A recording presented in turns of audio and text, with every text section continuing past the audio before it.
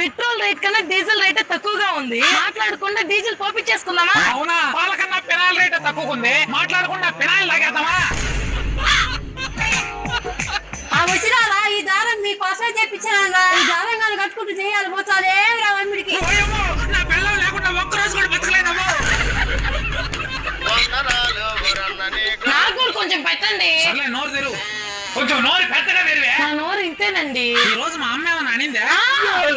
మా అమ్మాల గురించి చెప్పమంటే చాలు ఎంతుండే నోరు ఎంత అయిపోద్ది. సురేష్ ఉన్నావా? హౌస్ ఓనర్ ఒకడు రెంట్ డేట్ వస్తే చాలు డోర్ దగ్గర నిద్రపోతుంటాడు. రెంట్ ఏమయ్యా, ఇల్లు రెంట్ తీసుకునేటప్పుడు ఏమో మేము మంచోళ్ళం, రెంట్ అడగడానికి వస్తే మాత్రం దెయ్యాలా కనిపిస్తాం కదా మీకు. ఇంకొక 2 days లో ఇచ్చేస్తాను బ్రో. చచ్చా, దాని గురించి కాదులయ్యా, రేపు మన గృహప్రవేశం ఉంది, అదే కార్డు ఇచ్చిపోదామని. మళ్ళీ కొత్త ఇల్లు కట్టారా? అవునయ్యా, ఏమనుకోకుండా రాత్రిపూట దొంగతనానికి వెళ్ళేటప్పుడు నన్ను కూడా పిలవచ్చు కదా. జోకా?